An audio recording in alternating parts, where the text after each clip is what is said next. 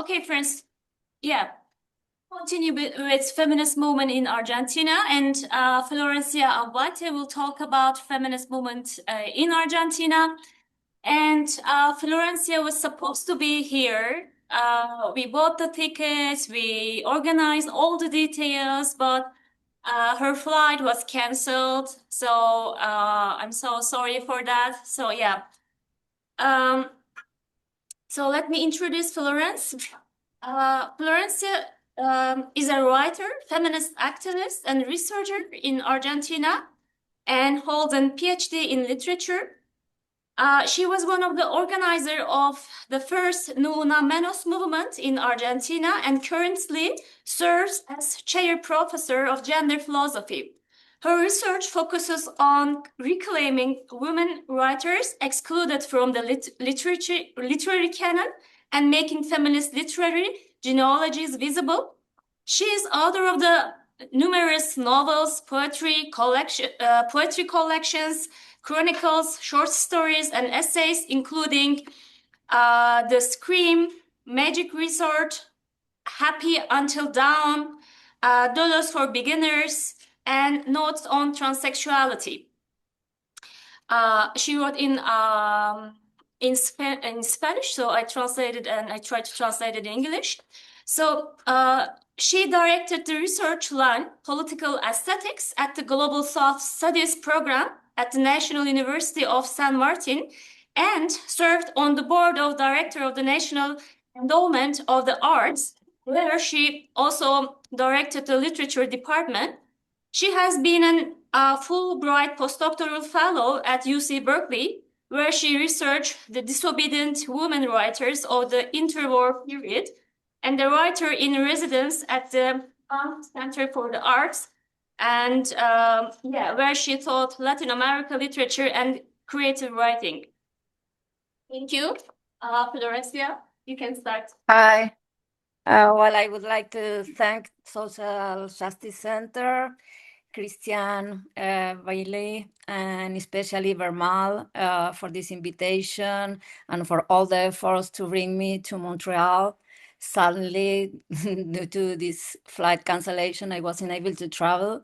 I'm truly heartbroken not to be there with all of you in person, but I'm so glad we can share this space together, even in this way. I have prepared a presentation that chronologically traces the origins and key moments of feminism in Argentina, leading up to Ni Una Menos, and also the campaign for legal and free abortion. Lastly, I will speak about these recent years in which the context has become much harder. I'm going to share the screen now. Yeah.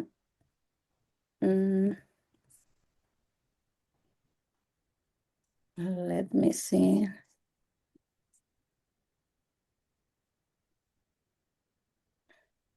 Yeah. Is it okay? Okay. Okay. Well, in Argentina, as in other countries, there were strong women's movements at the beginning of the 20th century. In 1902, socialist women founded the Socialist Women's Center, the first explicitly feminist organization in the country, dedicated to workers' rights, women's suffrage, and civil equality. Pioneer figures like Aricia Moró and Carolina Musili combined socialism with feminism, working alongside Julieta Lanteri, Cecilia Grierson, and Elvira Rawson, some of the first women to earn university degrees in Argentina. In May 1910, the first International Women Congress was held in Buenos Aires, organized by the Association of Argentine University Women, with active participation from the Socialist Women's Center. This collaboration between socialist feminists, suffragists, and freethinkers established the foundations of Argentine feminism. In 1926, the Women's Civil Rights Act was passed, marking a milestone achieved through years of activism. This law allowed women to work without permission from their fathers or husbands, manage their own property, and granted them equal legal standing to men. Here we see one of the emblematic faces of this struggle, the writer Alfonsina Storni, a very famous poet in Argentina. Then Victoria Ocampo, founder of the magazine Sur, a very important and influential cultural magazine through the Spanish-speaking world, was a feminist. Together with Maria Rosa Oliver, they founded the Argentine Women's Union, other of the first feminist organizations in the country. During the 30s and 40s, the focus shifts toward a more international and cultural scale. Ocampo and Oliver became central figures connecting Argentina with transnational causes. Among other things, they published the first Spanish translation of The Second Sex by Simone de Beauvoir in Buenos Aires in 1954. This edition circulated to Latin America and Spain until well into the 80s. Another key organization was UFA, Feminist Argentine Union, founded in 1970 by filmmaker Maria Luisa Bember, who drew on radical feminist ideas from France and the United States. Now I'm going to jump ahead because afterward there were no strong feminist movements. There was some feminism in Argentina in the early 70s when what they called the second wave occurred in other countries, but the military dictatorship came soon after. During this dark period, feminist groups were forced underground, dissolved, or were absorbed into broader left-wing militancy, shifting their focus away from specific gender issues. Only with the return to democracy in 1983 did the human rights movement become very strong. Already during the dictatorship, the mothers and grandmothers of Plaza de Mayo were demanding justice for the disappeared children who had been kidnapped, tortured, and murdered by state terrorism. Their emblem, the white headscarf, became one of the most powerful and popular symbols of resistance in Argentina. These women wore white scarves to make themselves visible while protesting in the Plaza de Mayo, demanding to know the whereabouts of their disappeared children. The white headscarf represents the diapers of their grandchildren, many of whom were born in clandestine detention centers and then illegally adopted. This symbol will appear again in this presentation as it has deeply influenced later social movements in Argentina. Many women who had been exiled during the dictatorship also returned, bringing feminist ideas. In this period, feminist groups reorganized to demand different rights: shared parental authority, divorce, which exists in practice but had no law, also the legal abortion, and an entire feminist agenda. This is a moment when the human rights movement and the feminist movement converge, which in Argentina have a strong tradition of working together. There's also a tradition of working with the LGBTIQ movement. These three movements are allies in their struggles so much so that they merge, and many of us are activists in the three movements. Here we see in the slides a march from that era. For example, this one at Congress on March 8, 1984. The signs read, "Machismo is facile, rape is torture, free and conscious motherhood, and decriminalize abortion." Here, Maria Elena Walsh, a lesbian feminist and renowned composer of children's music, meeting with the Democratic President Raúl Alfonsín. She was appointed by Alfonsín to join the Council for the Consolidation of Democracy, a magazine from that time that took the name Alfonsina in honor of the poet Alfonsina Storni. Writers from that time, such as Maria Moreno, writing articles about the foremothers of feminism. Writers who were part of those movements like Libertad de Mitrópolis, Tununa Mercado, or Susana Tenon, who was the first to circulate distinctly lesbian poetry. With this, I complete my overview of those years. I was 6 or 7 years old, but I remember my mother took me to the Congress to celebrate democracy again. At the beginning of this millennium, a series of landmark laws were achieved as a direct result of the long-standing struggles of the three key movements I mentioned. One of those laws was the annulment of the full stop and due obedience laws. That annulment reopened trials against the perpetrators of state terrorism who had been living with impunity. This was very important for the human rights movement because it allowed those repressors to actually go to prison. Another very important law promoted by the feminist movement was the comprehensive sexual education law. It requires a school to educate on issues related to gender equality and also the freedom to decide. Another was the comprehensive law for the protection of women, which I will mention again because although it was enacted, no budget was given to it and it wasn't enforced. This law aims to combat violence against women. When we organized Ni Una Menos, we demanded its implementation and proper funding. In 2010, the equal marriage law was passed, allowing people of the same gender to marry with full equality. And then the gender identity law, which was quite pioneer in the world, allowing people to change their legal gender without requiring medical diagnosis, surgery, or judicial approval, and guaranteeing free healthcare coverage. I mention these laws because I believe they were very important in creating the context in which something as Ni Una Menos became possible. Ni Una Menos had its origin before becoming a large demonstration in a day-long gathering of readings, screenings, and performances against femicides that a group of us organized at the National Library in March 2015.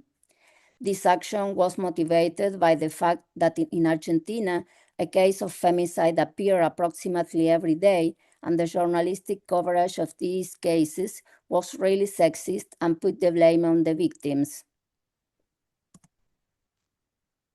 For example, this slide we see is from Argentina's main newspaper, Clarín, which covered the femicide of this girl with phrases like, a 14-year-old girl who shouldn't have been there, everything ended badly with 5 men accused of rape, a nightclub fanatic who dropped out of high school.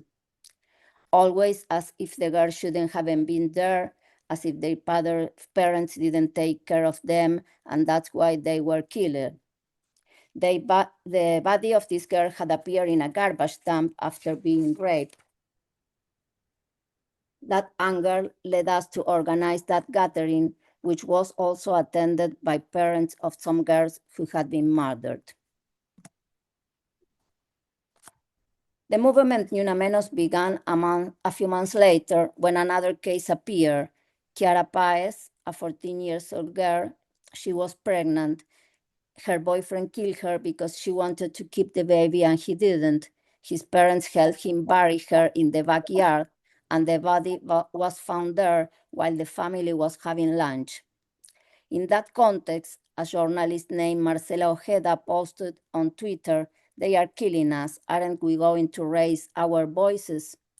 Other journalists joined in and proposed a gathering at Congress. They set a day, June 3rd, and used the hashtag Ni Una Menos, quoting our slogan. After that, they contacted those of us who had organized that first meeting at the National Library and asked us to start promoting the event through the Facebook page we had created called Ni Una Menos. From that point on, we began working together as a single team.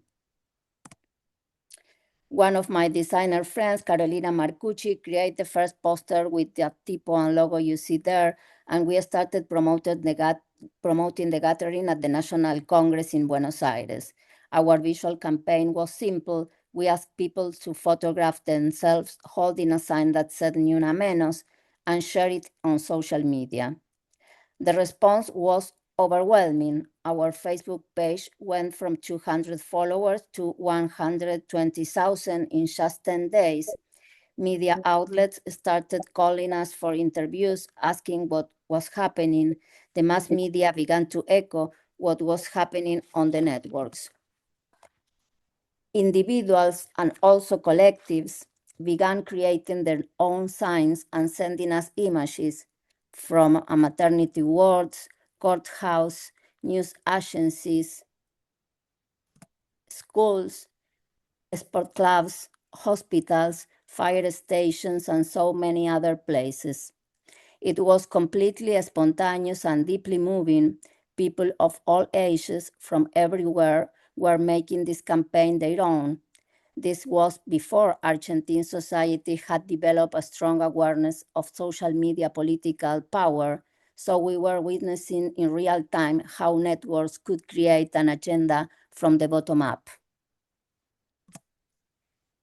People also sent us artistic science. Here we see a whole series of signs against sexist violence. We received hundreds of them. Here we see an ironic cartoon. It says, the missing girl appeared dead in a garbage dump.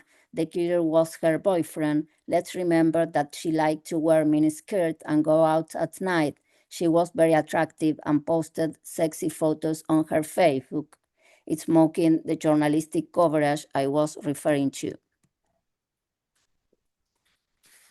We had made the call in Buenos Aires, but calls began happening everywhere in the country. They sent us the meeting points where they would gather in other cities. Shortly before the event, we compiled a list. We counted that the march had multiplied in more than 100 cities.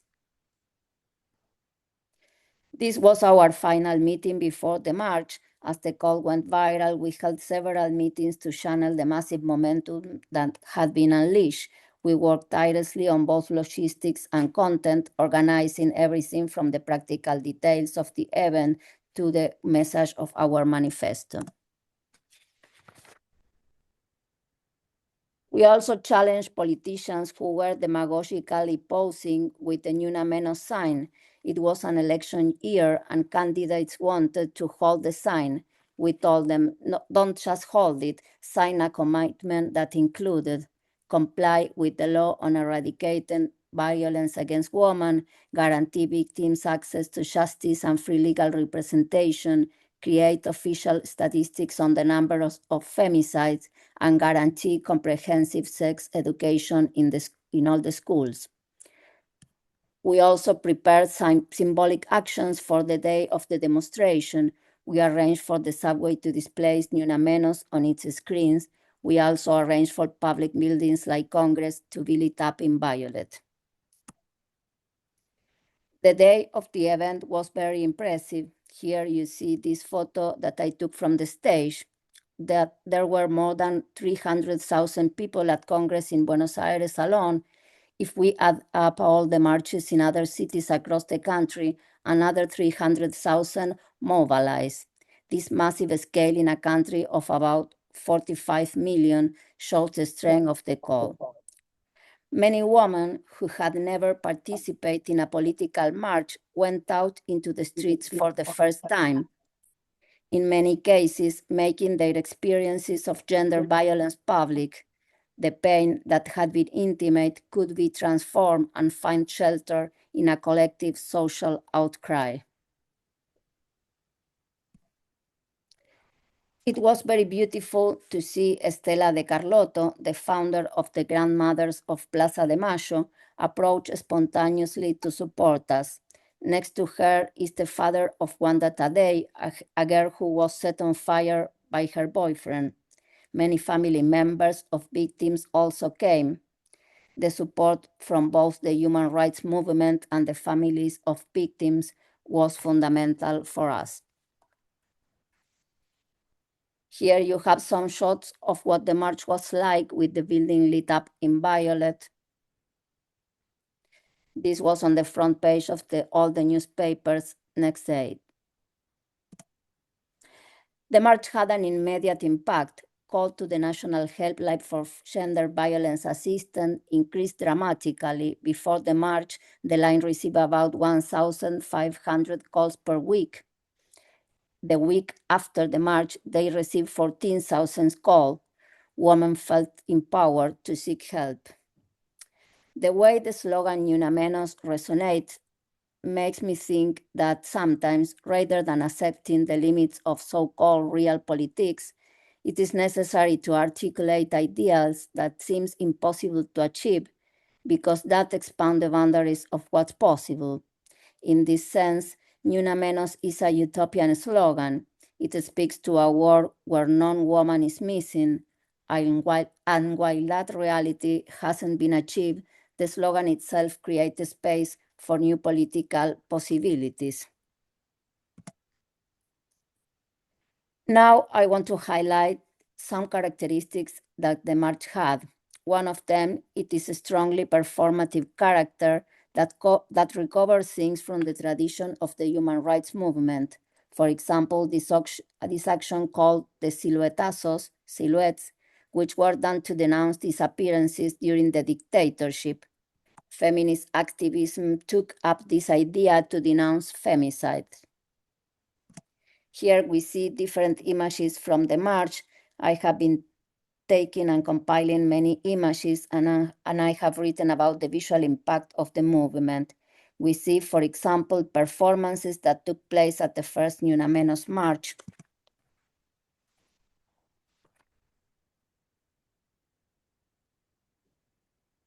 Interventions like hanging shoes representing the murdered girls or their underwear. Here, assigned demands. I don't want politicians with flowers and tweets about Una menos. I want politicians who do something. Here, prostitute written on her leg. Here, Una menos, we want us alive, which was another of our slogans. Here, silence kills written on a tape cover in her mouth. Then victims of violence, like this woman denouncing, when I divorced, this man killed my 2 daughters. Another characteristic was a lot of young people bringing their own slogans. For example, this girl says, "Don't whistle at me, I'm not your dog, don't tell me what you want to do to me. These aren't complaints, it's a street harassment." This other says, "You want me virgin, you want me saintly, I'm fed up." And the other girl, "My mother doesn't ask for your opinion." Here she says, "What's the limit of my skirt length between temptress and the lady that this society demands I should be?" It is also interesting to see that there were many families introducing the idea of other forms of child rearing, of how to teach sons and daughters other ways of performing their gender. For example, this guy with his son has a sign that says, "No man is born sexist." The woman with her daughter says, "I don't raise machos or princesses." I also want to point out that the marches were, in terms of social classes, very cross-sectional. It wasn't just a middle-class march. The sign on the right says, "They are not lost. They have been disappeared for forced prostitution." This is denouncing sex trafficking, which is common in Latin America and mainly affects girls from poor communities. The following year, we organized the Una menos demonstration again, but this time we decided to invite all organizations that wanted to take part in the planning and in writing the manifesto together. We made an open call to an assembly. As you can see on the poster, it took place at a university and around 400 people from different organizations came. Feminist and women organizations, queer, labor unions, university centers, political parties, and also social movements. An important organization that attended was the Campaign for Legal, Safe, and Free Abortion. This organization had existence since the early 2000s and its founders were women who had been feminists in the 80s. It was the country's largest feminist coalition, with representation not only in the capital, but in many cities across Argentina. Here we are holding a press conference before the march, accompanied by mothers of femicide victims and also mothers of Plaza de Mayo. Here you see signs from other localities in the country where the march was also organized. By that time, various groups named Ni Una Menos had been formed in other cities, reaching far beyond Buenos Aires. We also did actions on social media to reach people who might not be regular activists, but wanted to participate.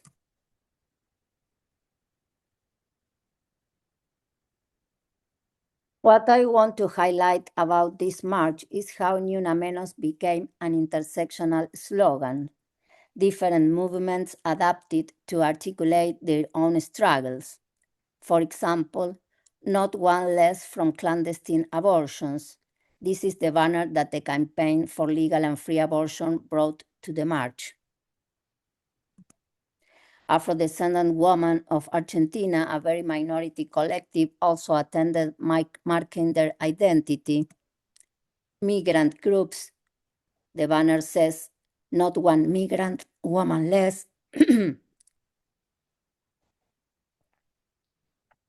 Women's wing of labor unions, the banner says, not one woman worker less.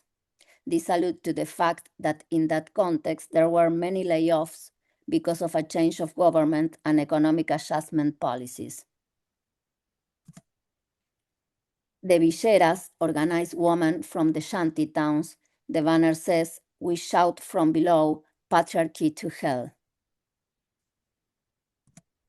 As I said before, the march had a strong presence of popular sectors, feminist slogans, rich women who had never participated in feminist activism before.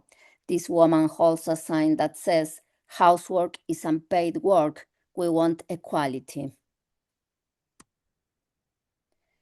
This march also had a strong queer imprint because all the sexual diversity organizations and activism came. Here it says, not one trans person less. Here she says, stop travesticides. I should clarify that in Argentina, travesti is a specific gender identity different from trans woman. One of its main promoters was Loana Berkins, who created an organization from travestis and trans people during the 90s, becoming a pioneer activist in the struggles for gender identity rights in Argentina. Here we see a guy who says, to say Ni Una Menos, you have to stop forbidding your son from doing things because they are for girls. Non-binary people also became visible in these marches. This person is frightened, no boy is born a little macho.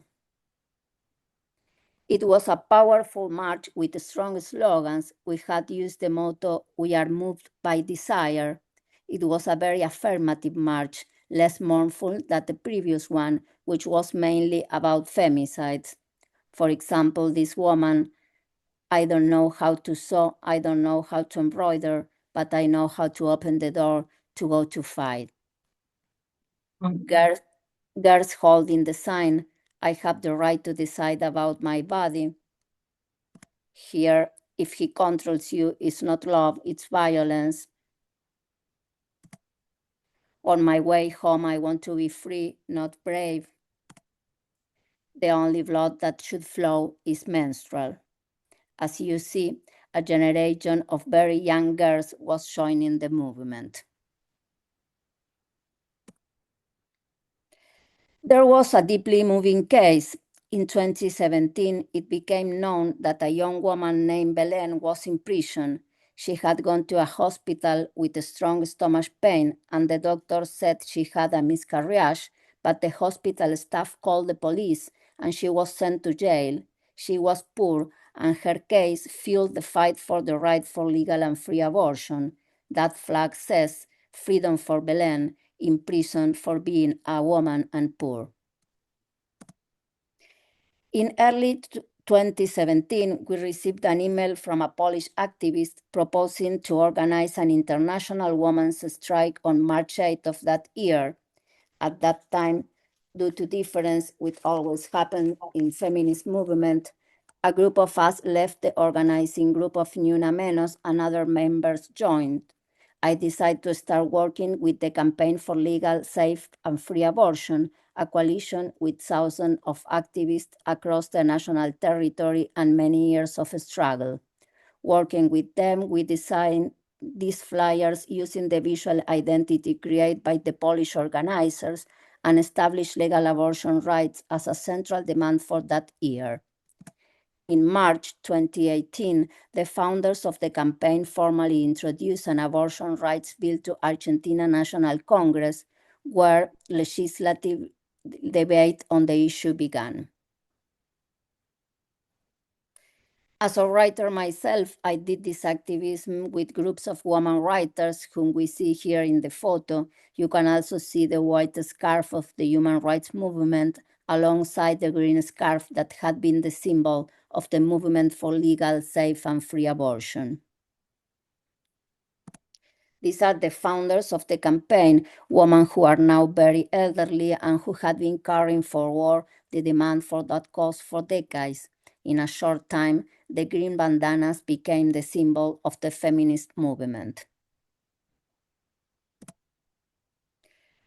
On March 8th of that year, all of us writers marched together under the campaign slogan, Sex Education to Decide, Contraceptives to Avoid Abortion, Legal Abortion to Avoid Death.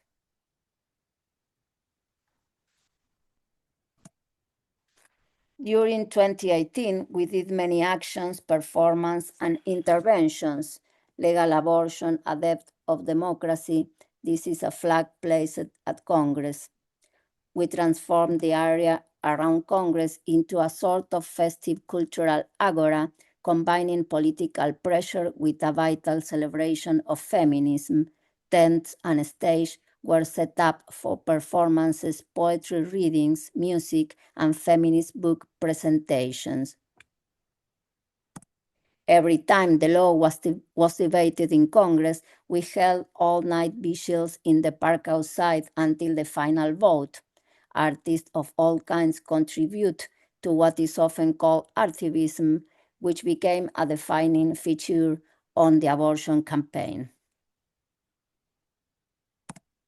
We named the stage where we did the performances Loana Berkis, the travesti activist I mentioned earlier. Here we are reading Alfonsina Storni poems to thousands of teenagers on that rainy night.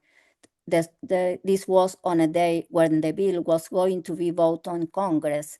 The Chamber of Deputies approved the bill after more than 23 hours of debate, but the Senate rejected, with 38 senators against and 71 in favor. This was a huge disappointment. However, during the Senate vote, the mobilization reached its peak. Almost 1 million people filled the streets despite torrential rain.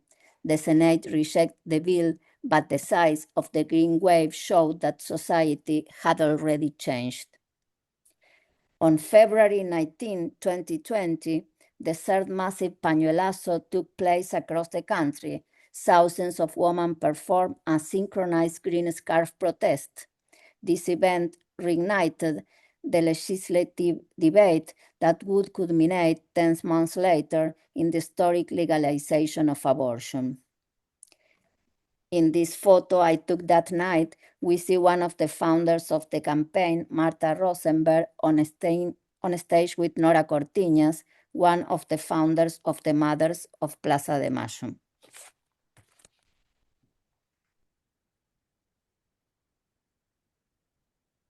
The green scarf of the feminist movement is the heir to the white scarf, continuing the tradition of using a piece of cloth to symbolize life and human rights.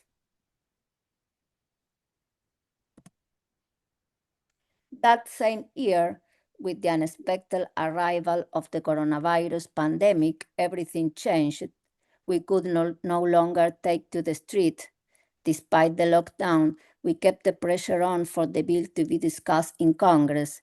Since massive marches were impossible, we turned to small symbolic actions designed to catch the media attention and keep the issue in the public eye.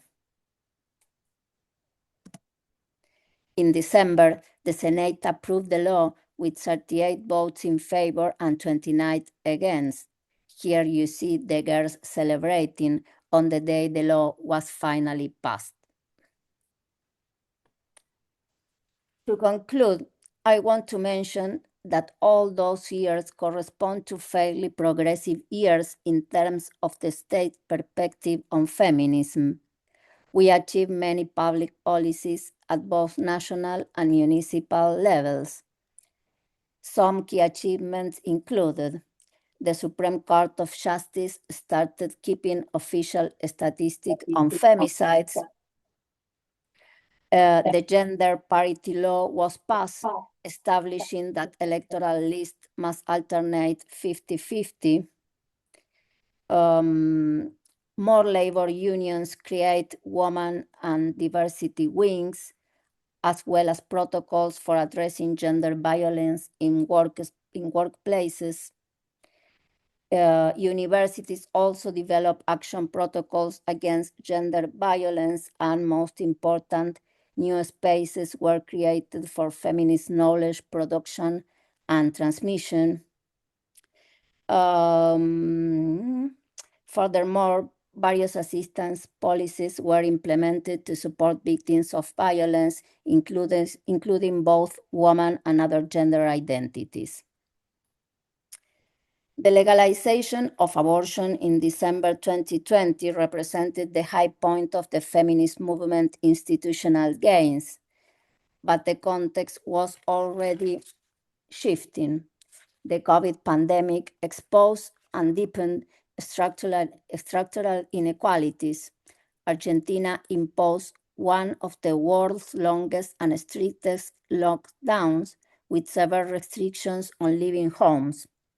While necessary for public health, the economic consequences were devastating, particularly for those working in the informal economy, which represents nearly half of the employee population. This disaffection became fertile ground for the emergence of new reactionary forces, a global phenomenon in the period. The election of Javier Milei in December 2023 represents the first explicit anti-gender backlash Argentina has experienced since the return to democracy. Milei is a libertarian far-right president. Here we see him with Elon Musk, who declared war on the three movements I mentioned. As soon as he took office, an institutional dismantling occurred. He eliminated the Ministry of Women, Genders, and Diversity. He almost completely shut down the assistance hotline for victims of gender violence. He closed the Acompañar program, which provided economic assistance to victims of violence until they could find work and become economically autonomous. He closes the INEA program from preventing adolescent pregnancy.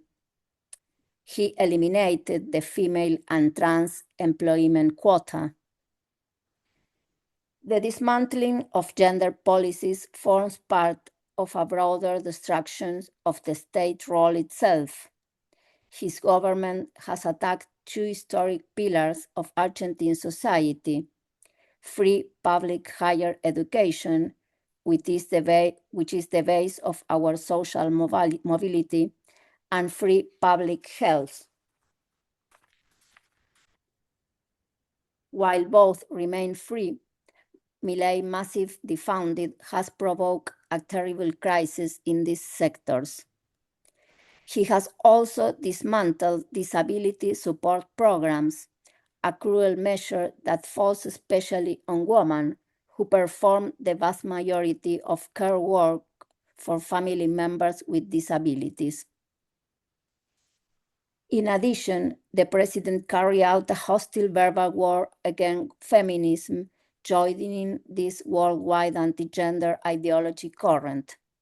At international forums, he compared gender ideology with a cancer that must be extirpated and called abortion defenders green bandana murderers. He also deployed violent rhetoric against sexual and gender diversity. At Davos, he declared that gender ideology constitutes plainly and simply child abuse, citing a case of a gay couple in the United States convicted of abusing their adopted children. After that, in February 2024, the LGBTIQ and feminist movements organized a march in response.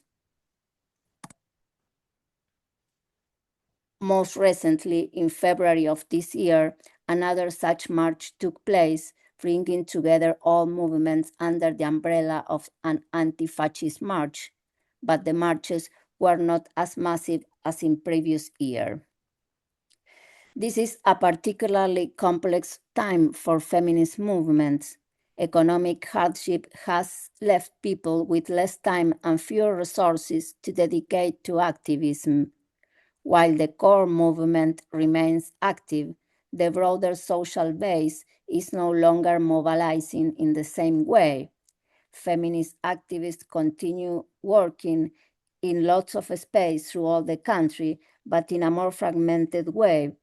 People are struggling to survive extreme austerity policies, while the Milei administration attacks on multiple fronts simultaneously.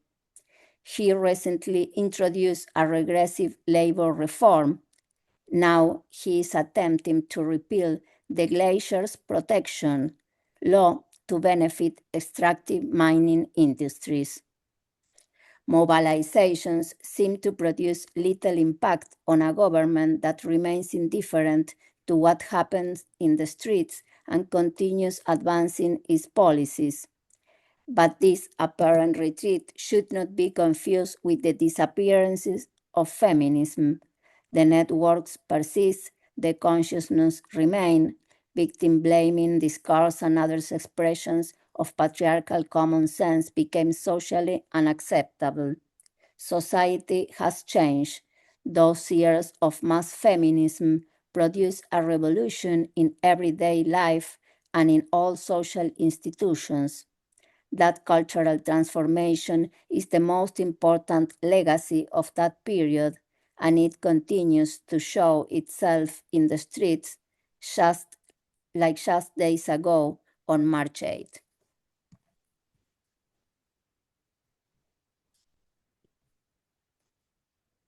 Okay. Thank you very much. I will stop here. Thank you, Florencia. Now we can have questions and comments. Thank you so much, Florencia. I think you are still sharing. Can you stop sharing? Oh, yeah. Everybody? Yeah. Yeah, thank you.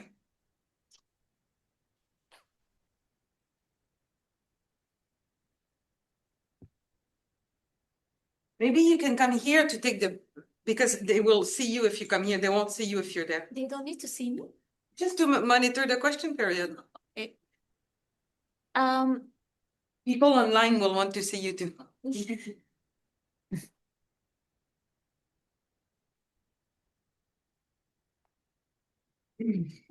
Okay, Florencia, may I have a question? Yeah, of course. Yeah, okay. And thank you so much for your presentation. Florencia, I just want to know how this huge protest resonate in everyday life, and you might not know about, you might not have idea about that because it requires a certain, specific interest and specific research.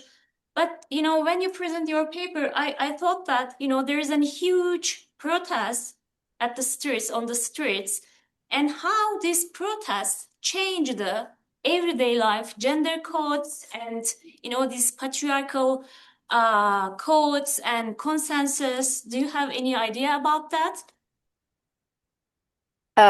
Well, yes, I know that during those years I was comment on, everyday life change in all kind of spaces, no, private spaces and also social spaces. You know, feminist ideas were growing everywhere. So it became to change a lot, let's say, well, their power relationships, no, and yeah,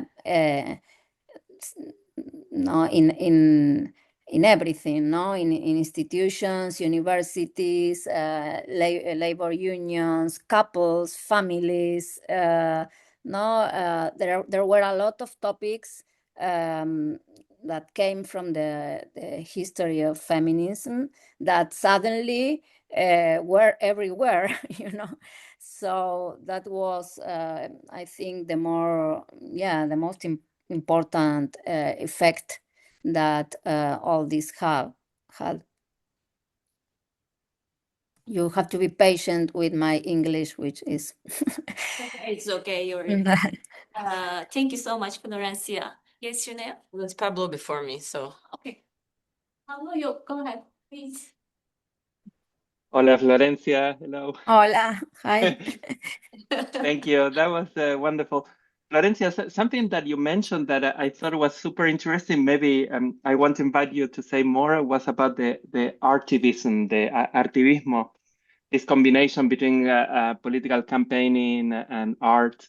Maybe if you want to say a bit more about how that unfolded, and also the power of that in the press, possibly in the present time with this backlash, if art can be helpful to make this issue salient again, or how can you puncture the new hegemony. ¿Cómo? La última pregunta, ¿no?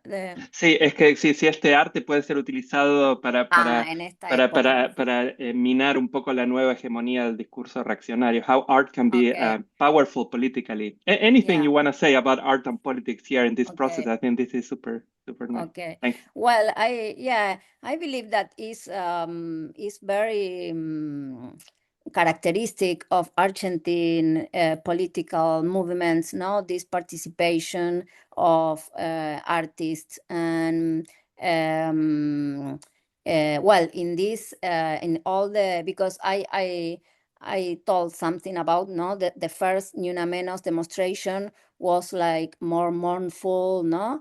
Then we have like well, I think this also in terms of aesthetics, no. And the second demonstration in 2016 was like more a warrior aesthetic, let's say. And then all the militancy for the legal and free abortion was very cultural and festive, no, like a cultural festival, let's say, no, like celebrating all the changes that had been happening since, you know, during that years. So, and was amazing to see. Well, we really publish. I don't know, lots of, for example, feminist books in different kinds, no, journalistic books, academical books, fiction books, and all the topics were there in the things that we were creating, and also, during these activities that we used to organize while the bill for abortion was being debated, there were like theater groups, musicians, you know, well, visual artists. And if you see now, for example, it's amazing because media outlets are not covering anymore our demonstrations. They used to do it no, years ago, but now the hegemony has changed, no, so they don't cover anymore. But you know, there are always artists making the coverage, no, photographers, filmmakers. And well, recently there was a film, Belén, very no, premiado, awarded, no, about this case I mentioned of the girl who was in prison for an abortion, Belém.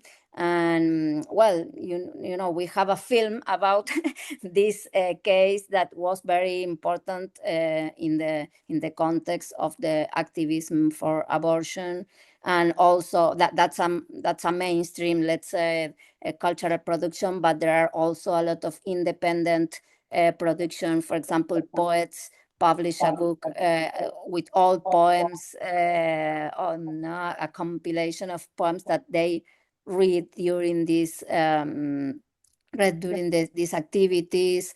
So yeah, it's exciting when maybe something more general, I don't know, outside Argentina, because when I wrote Feminist Library, the book, I realized that a lot of women writers in different countries were very important in feminist activism in the different countries. No, there are a lot of even theoretical productions of feminism came from, for example, I don't know, Monique Wittig. No, she was also a fiction writer. No, Virginia Woolf.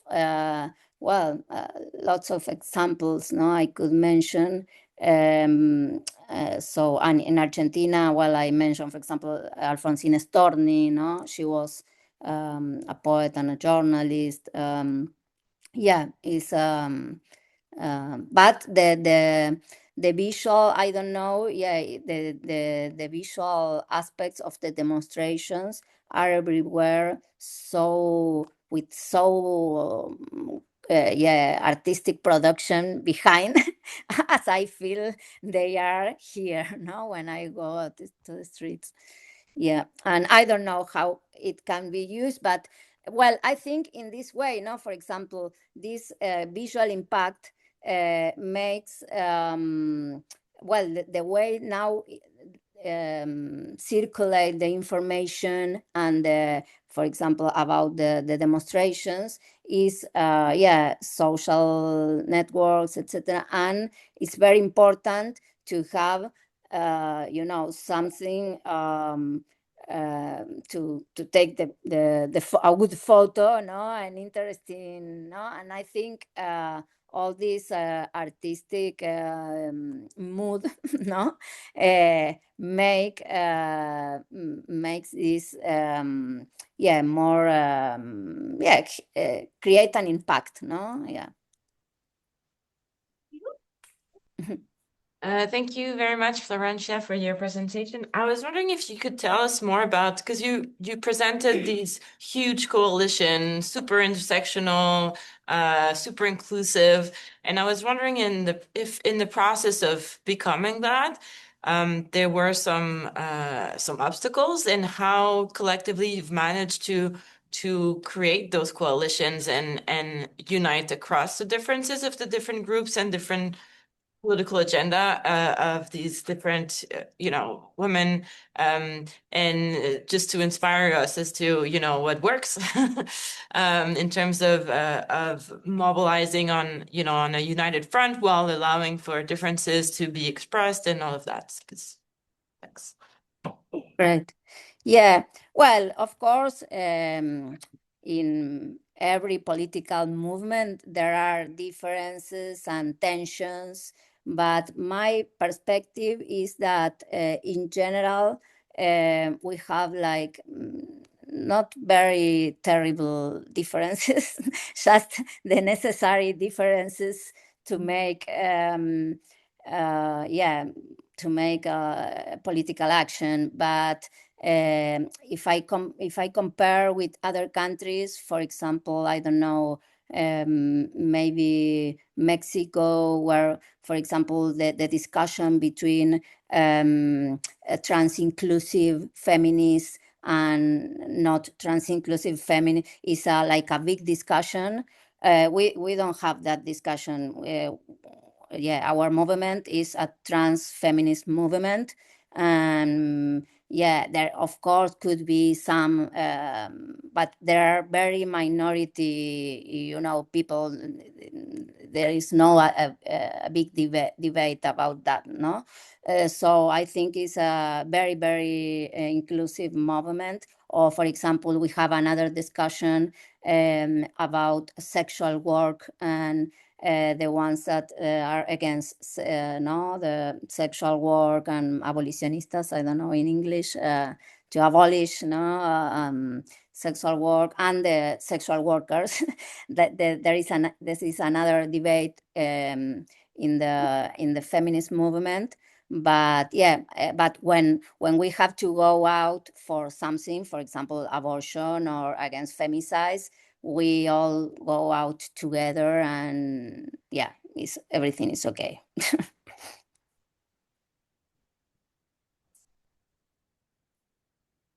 Okay. There Okay. is in the Yeah. chat there is a question, yeah. but I couldn't. I saw. Yes, Jenny. Yes, thank you so much. Gracias, Florencia, for your presentation. I'm curious, and maybe could you expand on and tell us more about the articulation with Afro-descendant women in Argentina in the Ni Una Menos movement? Because I think this is important considering that from Afro-descendant in Argentina are fighting for recognition and political participation. Thank you. Yeah, I don't know details, but what I'm sure that the Afro-descendant groups were attended to the assemblies, and yeah,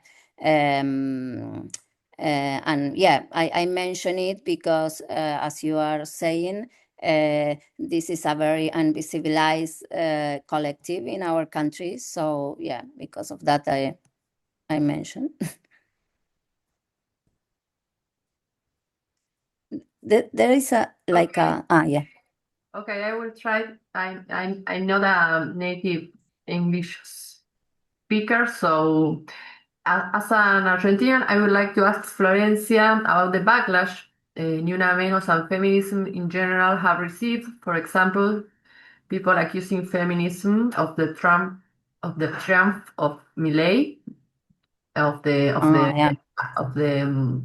government, and I also would like to ask her about the last 8 March demonstration, because I think it will be weak because we are in a general crisis. But finally, unfortunately, the event was a very massive. I was very I don't know, sorprendida. I was very surprised. So I don't know. Maybe feminism could be the key to fight against the alt-right government. I don't know. Are there the key? I wonder if feminism, Mhm. which was You can say it in Spanish. okay, el feminismo ha sido acusado, Sí, eso sí. digo, ha habido mucho oportunismo, y digo, a pesar de la gran crisis, a massive crisis which affects women especially, maybe pienso que el feminismo capaz puede ser una clave para luchar contra el gobierno de Milei Okay. y las nuevas derechas a nivel global. Yeah. I asked Florencia if feminism Yes. could be the key to fight against the alt-right governments in Argentina in particular, but globally also. Yeah. Well, and the first question, yeah, I think always in each period that feminism was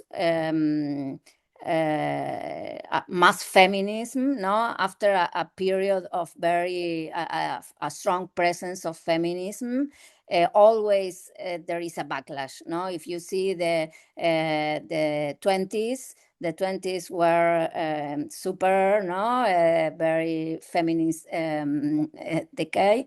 And after that, the 30s or the 40s were very conservative. You have all the fascism. They're asking women to come back to the house, to do the housework. And after, for example, after the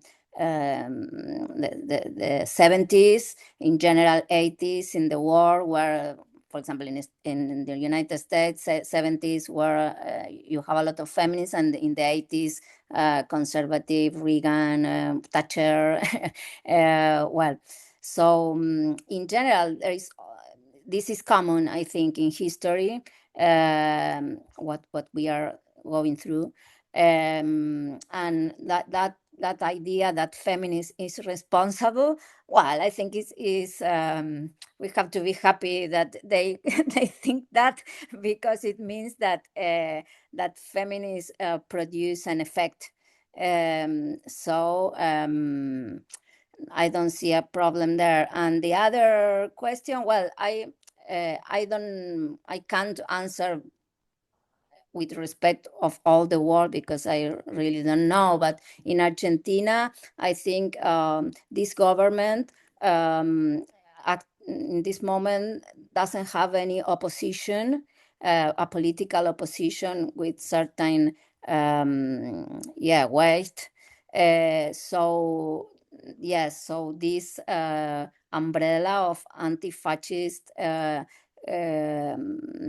view, where feminists and diversity movements, human rights movements, is being useful to canalize all the painful that this government is producing, and at least share these sensations and not take to the streets. And I think it's then I don't know how it could be